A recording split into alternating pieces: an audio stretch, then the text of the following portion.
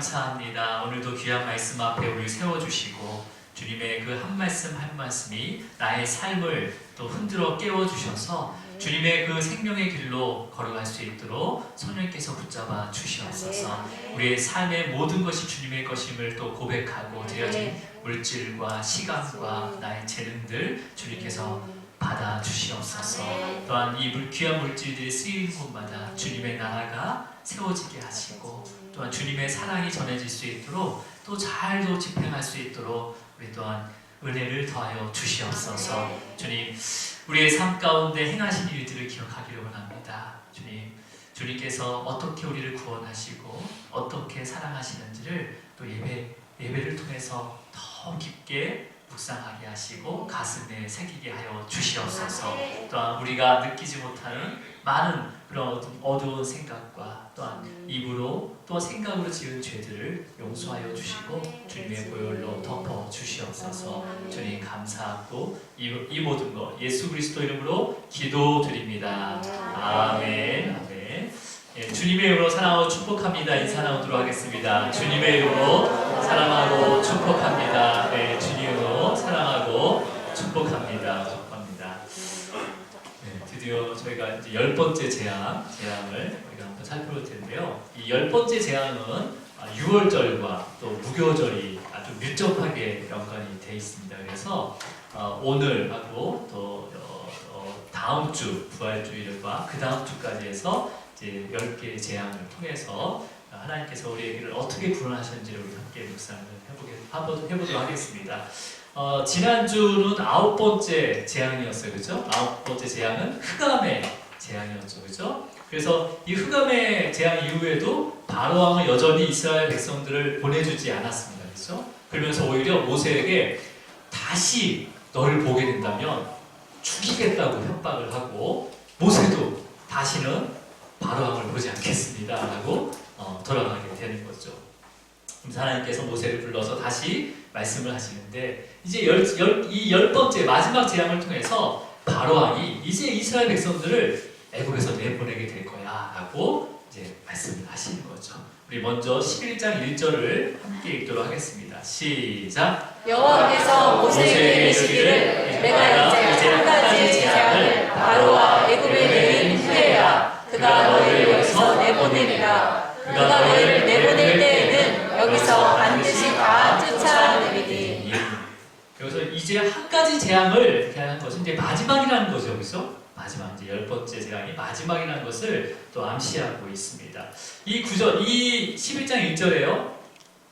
동사 두 개를 찾을 수가 있습니다. 동사 두 개. 예, 뭐가 있습니까? 내보내리라. 내보내리라. 그 다음에 쫓아내리니. 쫓아내리. 여러분 국어를 되게 잘하셨나봐요. 저는 국어할 때 동사 찾는 게 너무 힘들고 주어 찾는 게 너무 힘들었어요. 근데 이 두 개의 동사의 주어가 누구예요? 뭐라고 되어 있습니까? 여호와께서. 아니. 예, 뭐라고 되어 있어요? 그가 너희를 여기서 보내리라. 그래서 이 그는 누구냐면 바로왕이죠. 그러니까 이 두 개의 동사의 주어는 바로왕이 이제 행하는 사람은 바로왕이 되는 거죠. 자, 근데요, 여러분, 이게 한글 의미로는 내보내는 거하고 쫓아내는 거하고 약간 비슷할 수 있잖아요, 그죠? 내보내는 거와 쫓아내는 거, 다 당하는 거잖아요, 그죠? 그러니까 좀 비슷한 의미일 수도 있지만 이 히브리 동사로는 완전히 틀린 동사입니다. 자, 어떤 거냐면 저기 첫 번째 내보내리라라는 것은 어떤 말이냐면 그 소유를 포기한다는 의미를 갖고 있어요. 소유를 포기한다. 그러니까 이게 관계적인 거죠. 관계적인 거. 소유를 포기하고 그 관계가 느슨해졌다라는 의미를 가지고 있어요. 내보내리라. 그러니까 이런 거죠.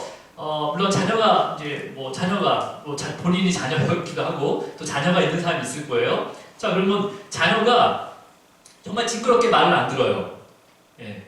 그럼 어떻게 합니까? 부모는 너를 진짜 너 포기하겠다.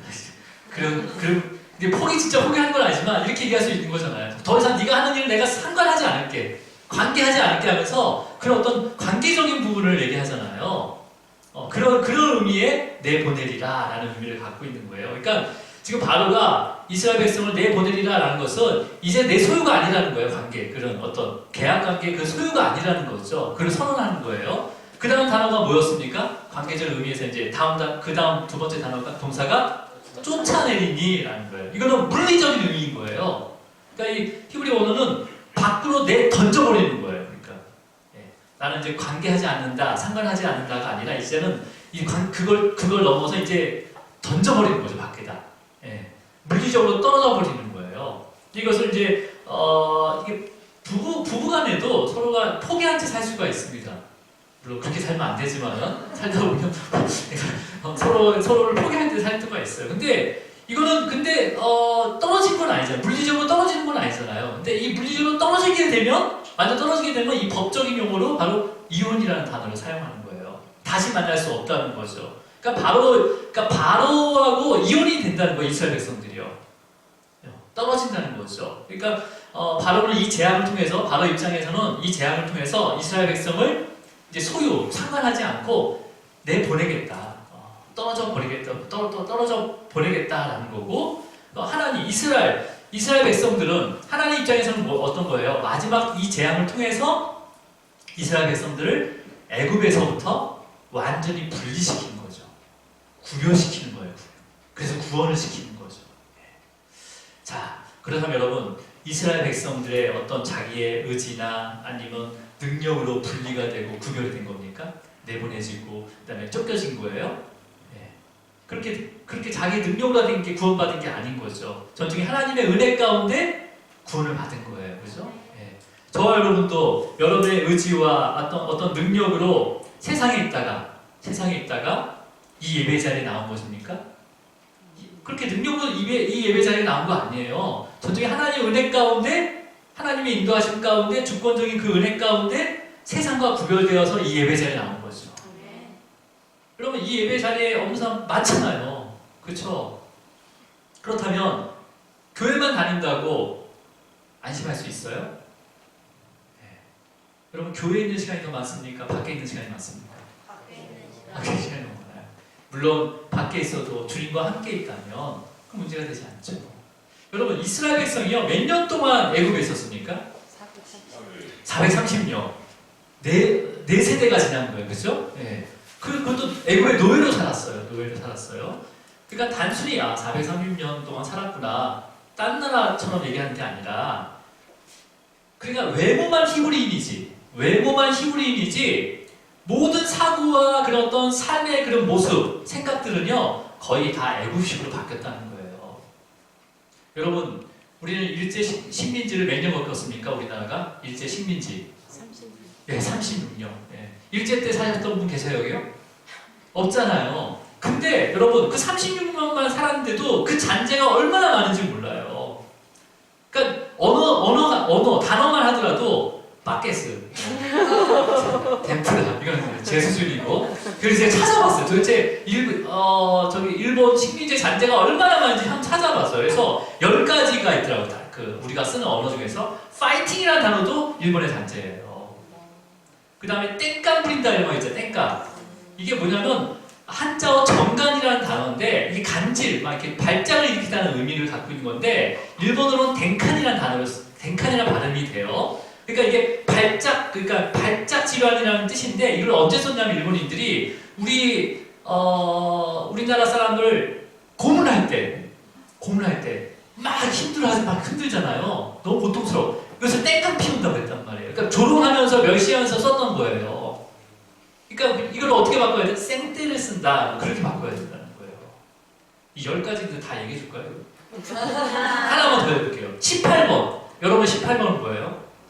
뭐 할 때 18번 있잖아요. 여러분 찬양 18번 뭐야? 그렇죠?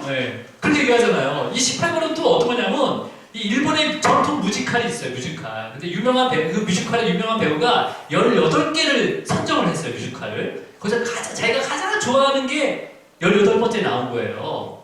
그래서 그러니까 그거죠. 그러니까 가장 즐겨 부르는 노래. 그러니까 그 일본 사람이 18번째가 가장 좋은 노래였기 때문에, 유명한 노래였기 때문에 18번이라는 단어가 그렇게 나온 거예요.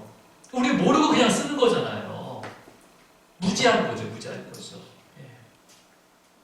그러니까 430년 동안 그 외에 삐까번쩍, 쎄쎄쎄, 대댄지, 싹쓸이, 아싸리, 뭐 기라성, 뭐 다 일본어로 되어 있습니다. 그러니까 430년 동안 그래서 430년 동안 애굽에서 살았다면 이스라엘 백성들의 그 삶과 사고는 어떻겠어요? 그러니까 뼛속 깊은 곳까지 아니라고 하지만은 애굽의 문화가 들어가 있는 거죠. 특히 애굽의 수많은 우상을 의지했던 모습이 남아 있었기 때문에 하나님께서는 재앙을 하나로 끝낼 수 있었어요. 하지만 9가지의 재앙을 통해서 그 이스라엘 백성 중에 은연중에 있던 그 믿었던 그 애굽의 우상들을 하나하나 그 실체를 드러낸 거죠. 밝히게 되는 거죠. 그러면서 야 그동안 하나님보다 더 의지했던 그런 우상들을 하나하나 버리게 되고 벗어나게 하신 거예요. 그러니까 하나님이 애굽의 그 10가지 재앙을 단순히 그냥 이스라엘 백성을 출애굽하기 위한 목적으로만 사용한 것이 아니라 뭐예요? 이스라엘 백성들이 그 오랜 시간 동안에 자신도 모르게 세속화되었던 그 삶의 모습뿐만 아니라 생각과 가치관을 바꾸고 있었다는 거죠. 근데 이 모습이 단시간에 바뀝니까? 여러분도 정말 세상 가운데 있다가 주님의 그 복음을 듣고 예배를 드리지만은 드릴 때는 좀 느끼지만 또 세상 나가면 어떻게 돼요? 또 별 차이가 없잖아요. 차이가 없잖아요. 여러분 출애굽하고 나서도요 이스라엘 백성들은요 여전히 우상에서 벗어나진 모습을 볼 수가 있었어요. 모세가 시내산에 올라가잖아요. 모세가 안 내려와요. 그러니까 뭘 만듭니까? 이스라엘 백성들이 우상을 만들어요. 거기서 제일 인기 있는 우상 뭐예요? 금송아지. 금송아지를 만들어서 이 송아지가 우리를 애굽에서 구원해낸 우리의 신이다라고 이렇게 얘기해요. 근데 또 중요한 거는 이 금송아지를 조각하고 만든 사람이 누군지 아세요? 네, 아론이에요.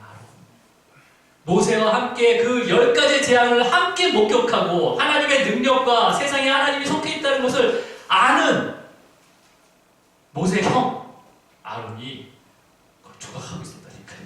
금송아지 아주 세밀하게 아주 잘 만들었던 것 같아요. 이제 그런 아론을 제사장으로 하나님께서 세우시는 것이죠. 그게 은혜라는 거예요. 우상을 만들 수 있는 그 사람은 뭐 예전에도 만들었다는 거잖아요. 그죠? 네. 그 자를 하나님께서 제사장으로 대제사장으로 사용하십니다. 하나님의 방법이에요. 우리가 생각할 수 없는 방법으로 우리를 사용하시고 사용하신다는 겁니다. 네. 그러니까 아론이 그 정도면 밑에 있는 이스라엘 백성들은 어떤 수준이에요? 그럼요. 뭐 볼 것도 없는 거죠. 볼 것도 없는 거죠. 그래서 하나님께서는 그러니까 외형적으로는 출애굽을 했지만 우리가 외형적으로 교회는 나왔지만 여전히 우리의 생각과 사고는 어디에 붙어 있는 거예요? 세상 가운데 있다는 거죠. 애굽에 있다는 거죠. 예. 그래서 하나님께서는 광야를 인도하시는 거예요. 아무것도 없잖아요. 거기는요. 뭘 돌을 세우려도 깎아난 돌도 없어요. 예. 그래서 하나님께서 40년 동안에 오직 하나님만을 의지하고 바라보면서 살아갈 수 있도록 이스라엘 백성들을 훈련하기 시작합니다. 그래서 광야는 우리에게 축복인 거예요. 축복인 거예요. 네. 여러분, 여러분에게 광야 같은 삶이 있었다면 감사하시기 바랍니다. 그게 없다면 지금 이 자리에 있을 수가 없는 거예요, 우리에게는. 그렇죠? 여러분, 그러니까 교회에 출석하고 예배 드렸다고 안심하는 것이 아니라 주님을 만나셔야 돼요. 주님을 만나면 어떻게 해야 되는 거예요? 주님을 만나려면요, 우리의 죄를 먼저 자복해야 되는 거예요. 근데 그 자복하려면 죄를 알아야 되잖아요. 죄를 어떻게 압니까? 말씀을 통해서 알게 되는 거죠. 성령께서 말씀을 듣게 하셔서 성령께서 그게 죄인지 뭐가 은지를 알게 하신다는 거죠. 그리고 심판이 얼마나 무서운지를 또 우리에게 두려움을 주시는 거죠. 하지만 우리는 심판이 아니라 구원받은 자입니다. 그래서 우리가 주님을 만나야 되는 거예요. 그래서 그런 주님을 만났을 때 성령님께서 또 성령님의 도움을 구하면서 우리의 기존에 있는 그 모든 잘못된 삶의 방향과 가치관을 돌이키기를 주님으로 축복합니다. 그게 바로 구별된 자예요. 구별된 자예요. 하나님께서는요 모세에게 이제 바로 왕이 이스라엘 백성들을 내쫓게 된다면 내보내고 쫓아낸다면 애국 사람들에게 은금 패물을 요구해라, 구하게 하라라고 얘기합니다.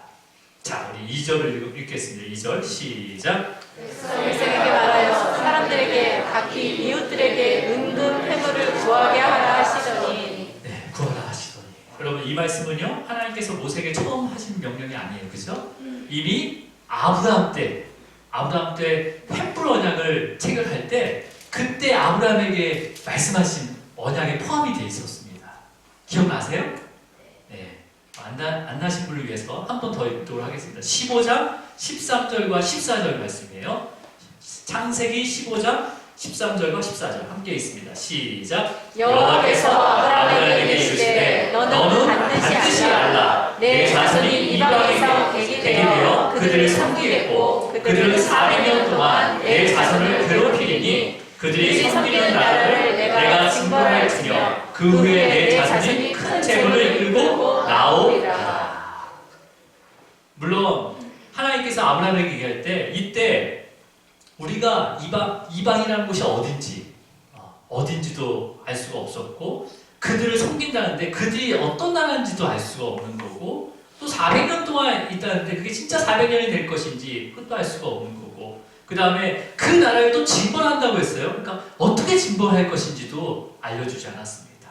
그리고 내 자손이 큰 재물을 끌고 오겠다라고 했지만 어떻게 그 재물을 받을 수 있는지도 알 수가 없었어요. 하나님이 말씀하셨지만은 다 불확실한 거죠. 하지만 그 약속은 이루어집니다. 약속의 시간이 되면요, 하나님의 그 정하신 때가 되면요, 하나님께서 드러내세요. 모세를 호렙산으로 불렀잖아요. 그죠? 모세를 호렙산을 불러가지고 바로 왕에게 가기 전에 어떤 이 약속의 말씀을 근거해서 다시 말씀을 하십니다. 약속의 말씀을 주세요. 우리 출애굽기 3장 20절하고 20절 한번 먼저 읽어볼게요. 20절 출애굽기 3장 20절. 자, 모세에게 하나님께서 하신 약속을 다시 말씀하시는 건데, 자 시작. 내가 내 손을 들어 애굽 중에 여러 가지 이적으로 그 나라를 침투해야 그가 너희를 보내리라. 지금 물론 모세는요 아브라함에게 한 약속을 들어서 알고 있었어요. 그러니까 지금 이 출애굽기 3장에서 하나님께서 호렙산에서 그 모세를 만나고 그 이름을 알려줬잖아요. 그 이름을 알려주고 이렇게 얘기하는 거잖아요. 야, 내가 내 손을 들어 애굽 중에 여러 가지 이적을 그 나라를 침투해. 그러니까 그 아브라함에게 예언한 그 나라는 바로 애굽이었다는 거죠. 그리고 친다는 거예요. 뭘로 친다는 거예요? 여러 가지 이적으로.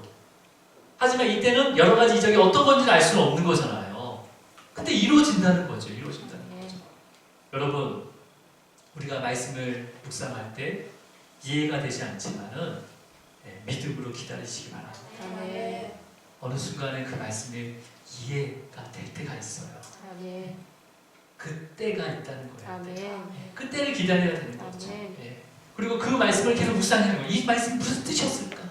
니고데모처럼 정말 물과 성령으로 나지 않으면 하나님 나라에 갈 수 없다는데 그게 도대체 무슨 뜻일까를 계속 묵상했단 말이에요. 그러면서 어느 순간에 주님의 말씀이 내 가슴을 채워버리는 거죠. 자, 우리 출애굽기 3장 21절과 22절 이어서 읽을게요. 시작. 내가 애굽 사람으로 이 백성에게 은혜를 입히게 할지라 너희가 나갈 때 빈손으로 가지 아니하리니 너희들은 모두 그 이웃 사람과 자기 집에 거류한 여인에게 은폐물과 금폐물과 의복을 구하여 너희 자녀를 꾸미라. 너희는 애굽 사람들의 물품을 취하리라.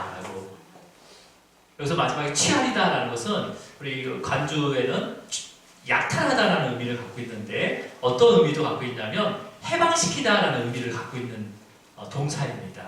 그러니까 이건 어떤 의미냐? 여러분 지금 이 구절에서요 애굽의 노예로 살고 있는 이스라엘 백성이 애굽 사람에게 그 이웃 사람들에게 재물을 요구할 수 있는 경우는요 딱 한 가지밖에 없습니다. 딱 한 가지밖에 없어요. 어떤 거냐면 그 당시 노예가 자유인으로 해방되면 해방된 노예는요 자유인으로 살아갈 수 있도록 주인에게 여러 가지 물품들과 그런 어떤 돈들을 요구하고 제공받을 수가 있습니다. 그 뭐냐면 그동안 노예로서 살아온 그 대가를 인정받았다는 거거든요. 그러니까 근데 중요한 거는요. 애굽 역사상 노예가 자유인으로 된 자는 한 명도 없었어요. 그러니까 결국 모든 노예들은 그냥 애굽의 노예로 그냥 심한 노역을 하다가 애굽에서 다 죽었다는 거예요. 그 모세도 알고 있었어요. 모세는 아주 특이한 케이스잖아요, 그죠? 그 애굽의 왕자로 살았으니까. 근데 대부분이 다 노예로 죽었다는 거예요.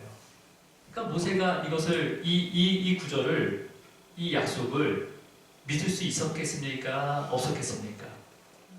완전히 믿지 못하지만은 의심이 있었을 거 아니에요.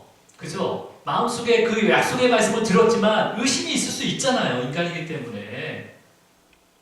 여러분도 현실적으로 좀 어려운 것들을 놓고 기도할 때가 있어요? 없어요? 있습니다. 있잖아요. 그 기도하다 보면 어느 순간 평안을 주세요. 주님께서. 그러면서 또 어떤 말씀을 떠오르게 해서 야 이거 되겠구나. 이루어주시겠구나 라는 그 믿음을 주실 때가 있잖아요. 근데 또 살짝 마음을 또 바꾸면 어때요? 한편으로는 이거 어떻게 이루어질까? 하면서 또 의심하고 있잖아요. 그래 안 그래요? 솔직히 한번 드러내 봅시다. 그렇잖아요. 근데 모세는 그 9가지의 재앙을 통해서 그 재앙을 목격하면서 그 의심이 깨져버린 거죠. 그 의심이 깨져버리고 하나님의 그 능력이 얼마나 큰지를 알게 되는 거고 세상에 하나님에게 속해 있구나라는 것을 알고 믿게 되었던 거죠. 그 약속의 말씀 3장에 한 거예요. 3장에 그 재앙이 시작되기 전에. 근데 그 여러 가지 이적을 경험하면서 하나님의 그 능력과 그 다음에 세상이 하나님에게 속해 있다는 것을 알게 됐고 믿게 된 거죠. 여러분 그 믿음은 누가 믿게 한 거예요? 모세가 믿게 한 거예요? 하나님 믿게 한 거예요? 하나님께서 믿게 하신 거예요. 그래서 믿음은 하나님의 선물입니다. 우리 안에는 믿음이 없어요. 그래서 믿음을 구해야 되는 거예요, 여러분. 믿음을 구해. 나는 믿음이 없으면 당연히 믿음이 없죠. 믿음은 구하는 겁니다. 그러니까 이제 하나님께 오늘 말씀에서 오늘 11장에서 하나님께서 모세에게 10번째 재앙을 통해서 바로왕이 이스라엘 백성을 내보내고 그 다음에 다 쫓아낸다라고 하니까 이 의미는 어떤 의미인 거예요? 바로 자유인이 되는 의미라는 거예요. 자유인. 소유가 관계가 끊어지고 내쫓게 되는 거잖아요. 그러면 하나님께서 뭘 요구하라는 거예요? 공식적으로 애국 사람들에게 금패물을 구하라라는 거잖아요. 그러니까 모세는 안 거죠. 구하면 되구나. 알게 된 거죠. 우리 3절 읽습니다. 3절 시작. 여호와께서 그 백성으로 애굽 사람의 은혜를 받게 하셨고 또 그 사람 모세는 애굽 땅에 있는 바로의 신하와 백성의 눈에 아주 위대하게 보였다. 여러분 이제까지 이스라엘 백성들은요 애굽 사람들에게 가든 조롱과 니네 신이 이렇게 형편없냐 400년 동안 어떻게 노예 생활할 수 있어 하면서 정말 멸시당한 거죠. 핍박을 당한 거죠. 그죠? 근데 하나님께서 그 애굽 사람의 은혜를 받게 하셨어요. 이스라엘 백성들에게.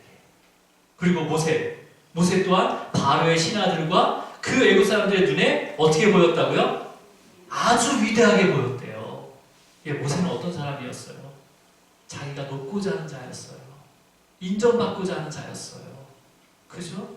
그러니까 애굽의 왕자로서 자기가 다른 왕자보다 더 열심히 노력하고 더 인정받기 위해서 했는데 어떻게 했습니까? 왕권에서 밀려났어요. 밀려나고 또 애굽 사람들에게도 인정받지 못했어요. 그러니까 자기 동족한테는 인정받겠다라고 하면서 동족한테 가서 인정받고 싶었지만 인정받으려고 또 애굽 사람까지 죽였단 말이에요. 애굽 사람 이스라엘 백성들한테 인정받았어요? 동족한테? 거부당하고 오히려 그 일들이 발각되어서 미디안 광야로 혼자 도망치게 됩니다.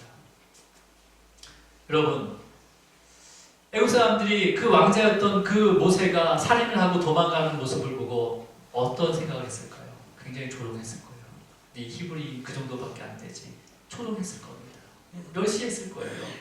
근데 지금 모세는 어떻게 합니까? 어떻게 되고 있어요? 바로의 신하들과 애굽 사람들에게 아주 위대하게 보여지고 있는 거예요. 아주 위대하게. 여러분 이건 어떤 거냐면요. 나중에 바벨론 나라가 페르시아 나라에 멸망을 당했는데요. 그때 이 두 번째 왕이 아하수에로 왕이에요. 아하수에로 왕. 근데 그때 왕후, 그 부인이 왕비가 죽게 돼요. 그래서 새로운 왕후를 뽑습니다. 수많은 후보자가 다 모여요. 그때 누가 지원하냐면 에스더라는 히브리 고아가 지원하게 됩니다. 근데 왜 지원하냐면 이스라엘 백성을 구원하기 위해서 지원하게 돼요. 근데 신하들이 그 바사왕 신하들이요, 그 에스더를 아름답게 보았대요. 이건 누가 보이게 한 거예요? 하나님이 보이게 한 거예요. 그리고 그 아하수에로 왕이 다른 여자보다 그 에스더를 더 사랑하게 만드셨다고 합니다. 그런 것처럼 정말 그 이스라엘 백성을 구원하기 위해서 그 하나님의 말씀에 순종하는 그 모세를 바로의 신하와 그 다음에 애굽 사람들에게 위대하게 보이고 있는 것이 있게 하시는 분이 바로 하나님이시라는 거예요. 하나님이시라는 거예요. 여러분 9가지 재앙까지 오면서 애굽에 내려지는 그 재앙이 내려지면서 모세가 한 일이 뭐예요? 모세가 한 일이 그냥 하나님께서 가라면 갔어요. 전하라고 하면 그대로 그냥 전했어요. 손을 들어라 하면 들었고요. 손을 내밀어라 하면 내밀었고요. 지팡이를 들어라 하면 들었고, 그런 거밖에 한 게 없어요. 그죠? 그냥 그대로 순종한 거밖에 없는 거예요. 여러분, 주님 앞에서 순종하고 낮아지면 세상에서도 하나님께서 높이십니다. 물론 우리가 그 하나님의 보좌 위에서 높아지지만 하나님께서는 세상에서도 높아지게 하십니다. 높아지게 하세요.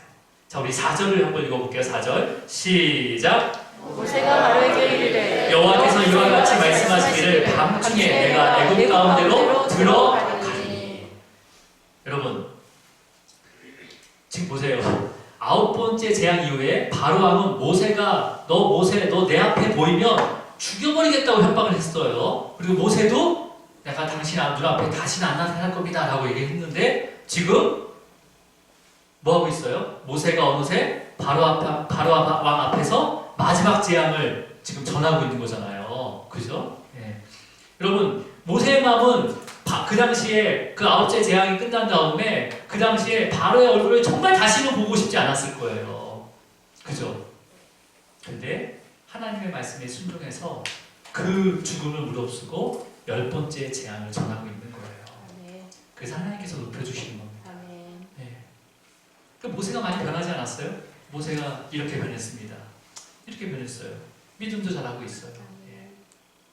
여러분 우리 4절 다시 한번 읽어볼게요. 시작. 모세가 바로에게 이르되 여호와께서 이와 같이 말씀하시기를 밤중에 내가 애굽 가운데로 들어가리니.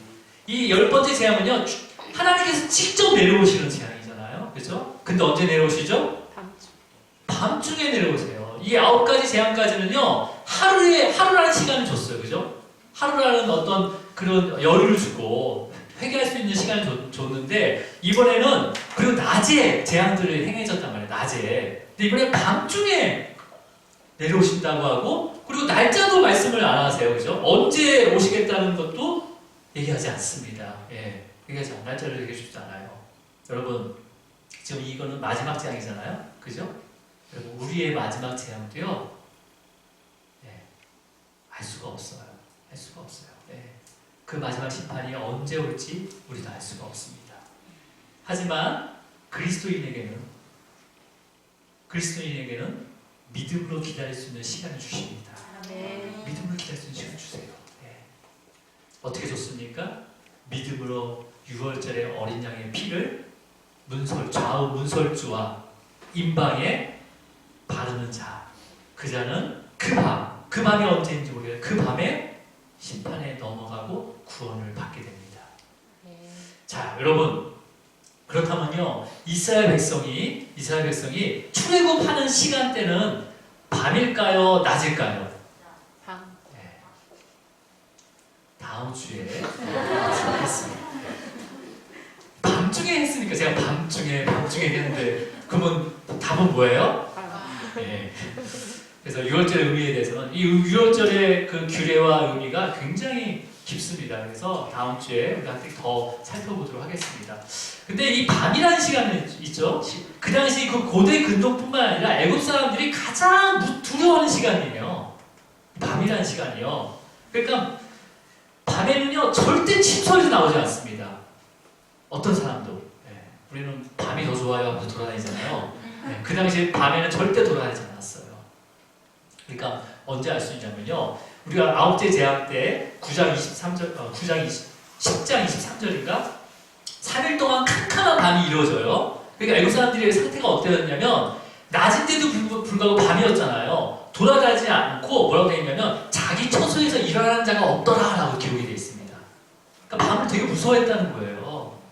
낮인데도 밤이 된 거잖아요. 그러니까 자기 침소에서 일어나는 자가 없었습니다. 그러니까 그만큼 밤을 무서워한 거죠. 그러니까 애국 사람들은요 그 밤의 시간을 지나고 해가 뜨잖아요. 그러니까 아침마다 누구한테 인사하는 거예요? 태양신한테 인사하는 거예요. 매일매일 태양신한테 숭배를 했어요. 바로왕도 나일강과 태양신은 하루 필수국수였단 말이에요. 그리고 바로왕 자체도 자기는 누구의 신의 아들이라고 합니까? 태양의 신의 아들이라고 얘기했잖아요. 밤에 대한 무서움이 있었다는 거예요. 근데 하나님께서는 그 모두가 두려워하는 그 밤에 그 이스라엘 백성들을 출애굽을 시킵니다. 바로 구원인 거죠. 그렇죠? 네. 누구에게는 두려움이지만 누구에게는 소망이 있는 거예요. 소망이 있는 거예요. 네. 그래서 이렇게 출애굽을 시키게 되는 밤에 출애굽을 시키게 되는 그 재앙이 무엇인지를 이제 밝히십니다. 이제 밝히는 거죠. 5절 읽습니다. 5절 시작. 애굽 땅에 있는 모든 처음 난 것은 왕에 앉아있는 바로의 장자로부터 맷돌 뒤에 있는 몸종의 장자와 모든 가축의 처음 난 것까지 죽음이니. 여러분, 우리가 이제 장자의 죽음이라고 하지만 사실은 이 장자, 여기서 첫 것, 처음 난 것과 장자 이게 두 개의 표현이 있는데 이 앞에 장자는 우리나라 의미로는 큰아들 얘기하는 거잖아요. 그렇죠? 장소를 얘기하는 거지만 이 원어에는요 베코르라는 단어를 쓰는데 그냥 장자예요. 그냥 첫 것이에요. 첫 것. 초태생이라고 얘기하죠. 초태생. 근데 이 앞에 접두에 따라서 장녀, 장남으로 구분이 되거든요. 근데 원어에는 그 접두가 없어요. 여자, 남자를 가리키는 접두가 없고 그냥 첫태생, 처음 난 거, 초태생 그런 의미로 쓰여 있어요. 그러니까 여자만 있는 가정에는 죽음이 없었다, 있었다? 있었다는 거죠. 초태생이 죽었잖아요. 모든 초태생이 죽은 거예요. 그리고 맷돌 앞 뒤에 있는 몸종은 여종을 얘기하는 건데 가장 낮은 신분을 얘기하는 거예요. 왕의 장자부터 가장 낮은 신분의 그 장자, 애굽에 속한 그 노예의 그 아들까지도 초태생까지도 죽음을 당했고 모든 짐승의 그 첫 것도 죽음을 당했다는 거예요. 여러분, 이 초태생은요 대표성을 가지고 있기 때문에 다 죽은 거예요. 다 죽은 거예요. 네. 그냥 다 죽었다고 생각하면 되는 거예요. 애굽에 있는 사람이 다 죽었다는 거죠. 근데 이 죽음이요 그냥 조용히 자다가 죽은 게 아니라 막 괴로워하면서 울부짖으면서 죽었다는 거예요. 우리 6절 한번 읽어볼게요. 시작. 애굽 온 땅에 전무후무와 큰 부르짖음이 있으리라. 네. 지금 모세는 아직 일어나는 건 아니지만 모세는 바로 왕에게 이 죽음의 부르짖음, 이 고통은요 그게 얼마나 큰지 애굽의 역사상 전무후무할 정도로 이 마지막 재앙이 될 것이다라고 경고를 하고 있는 겁니다. 우리 본문절 7절을 읽도록 할게요. 시작. 그러나 이스라엘 자손에게 사람에게나 짐승에게나 개 한 마리도 그 혀를 움직이지 아니하리니 여호와께서 애굽 사람과 이스라엘 사이에 구별하는 줄을 너희가 알리라 하셨나니. 네. 지금 애굽인들이 거주하는 그 장소에는 혼란과 슬픔과 부르짖음으로 그런 소리가 너무 크기 때문에 완전히 큰 소동이 일어나는 거죠. 그렇죠? 근데 이스라엘 자손과 이스라엘 자손. 그 다음에 그 옆에 뒤에 우리 본문 구절에 보면 사람들이라고 돼 있어요. 사람에게나라고 돼 있어요. 이 사람은 이스라엘 자손들과 함께 거주하는 사람이에요. 그러니까 이게 히브리 사람일 수도 있고 아니면 같은 노예급의 사람이 노예의 그 직분을 갖고 있는 사람일 수도 있다는 거죠. 그들이나 그 다음에 또 누가 있습니까? 뭐가 있습니까? 가축, 짐승에게나 있어요. 그렇죠? 이 짐승들이 다 모두 평안하고 조용하다는 의미예요. 그러니까 여기서 보면 어떤 개 한 마리도 그 혀를 움직이지 않는다라는 표현이 있잖아요. 이거는 관용적인 표현입니다. 유대인들의 가장 평온하고 가장 조용할 때 쓰는 표현이 이거예요. 개 한 마리도 그 혀를 움직이지 않는다. 그리고 이 개는요 반려견이 아니에요. 그 당시에 개는요 집에서 키우지 않았습니다. 들개예요, 들개. 그러니까 막 들개는요 조금만 자기보다 조금 약하면 막 쫓아와서 막 물어버리고 아니면 조그만 소리에도 민감하게 늑대는 좀 멋있게 좀 짖기를 하자지 강아지는 계속 미친 듯이 짖어요.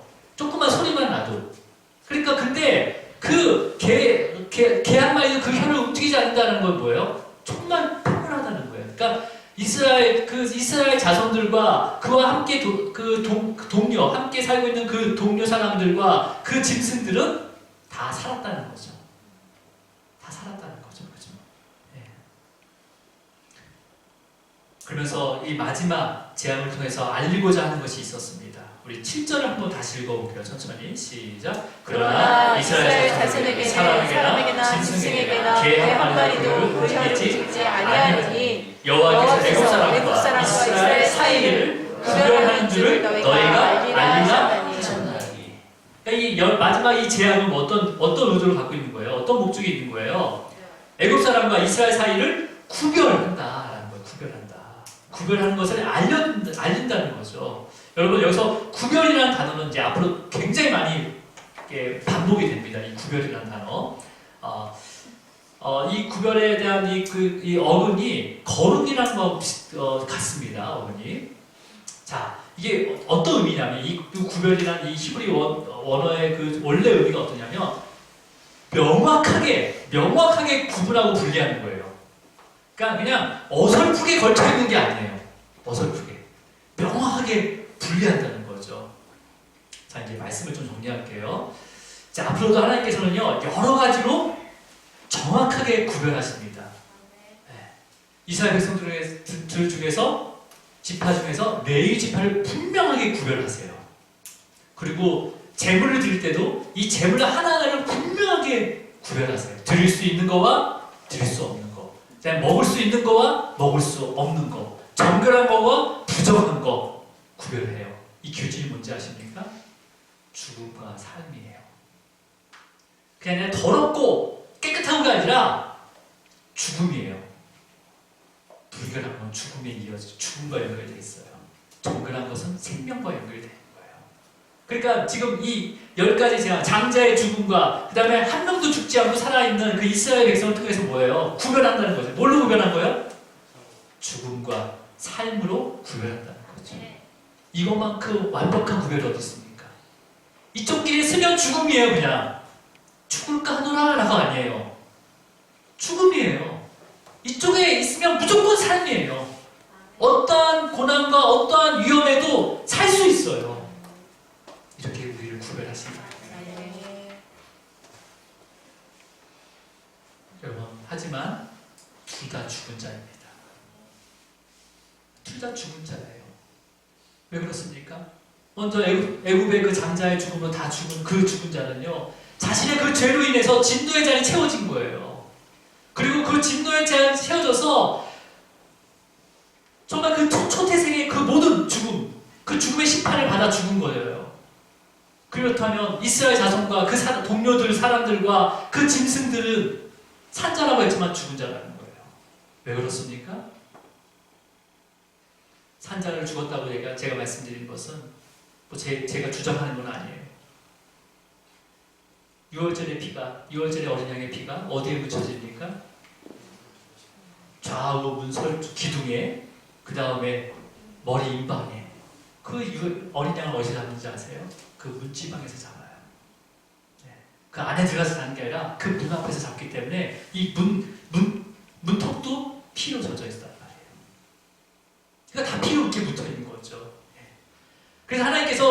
땅에서 죽음의 사자가 임할 때, 애굽의 땅에 죽음의 사자가 임할 때 그 문설주와 임방에 붙은 그 피를 보고 뭐라고 하는 거야? 표라고 했어요. 무슨 표예요? 이미 죽었다는 것을 알았다는 거예요. 그래서 지나간 거예요. 무슨 패스포드처럼 이게 아니라 이미 이 피로 인해서 얘들은 다 죽은 자다는 것을 알았다는 거예요. 피를 보고 나서. 피는 죽음이잖아요. 생명이잖아요. 이거 패스오브한 거죠. 지나간 거예요. 넘어간 거예요. 유월한 거예요. 그러니까 곧 그 유월절의 어린 양의 죽음은 그 애굽의 노예 생활했던 이스라엘 백성들의 죽음과 똑같은 거였어요. 그리고 유월절의 그 어린 양의 피로 다시 살아난 거죠. 다시 살아난 거죠. 이해하셨습니까? 그러니까 유월절에 그 흠없는 어린 양, 이 어린 양은요 이스라엘 백성을 살리기 위해서 대신 죽은 거예요. 그렇다면 여러분 이스라엘 백성들이 몇 명이었습니까? 장정만 60만 명이었어요. 10명이서 양 한 마리 잡아먹으라고 했단 말이에요. 그럼 과연 어린 양이 몇 마리나 잡혀 죽었을까요? 네, 다음 주에 알려드릴게요. 네, 묻지 많은 어린 양이 죽었어요. 근데 주님 한 분의 죽음으로 큰 모든 어린 양뿐만 아니라 앞으로 우리의 하나님의 자녀까지 모든 그것들을 대속하셨다는 거죠. 대속하는 거죠. 그러니까 이스라엘 백성을 살리기 위해서 유월절에 어린 양이 죽은 것처럼 예수님께서는 저와 여러분을 살리기 위해서 그 유월절의 어린 양처럼 십자가에서 저와 여러분을 대신해서 죽으셨다는 거예요. 여러분 예수님도 하나님의 초태생이에요. 초태생이에요. 우리 대신에 죽으신 거예요. 하신 거예요. 공의로운 하나님 아니세요? 그죠? 네. 왜요? 애굽만 죽어야 됩니까? 아니에요. 그래서 하나님의 그 어린 양이 죽으셨던 거예요.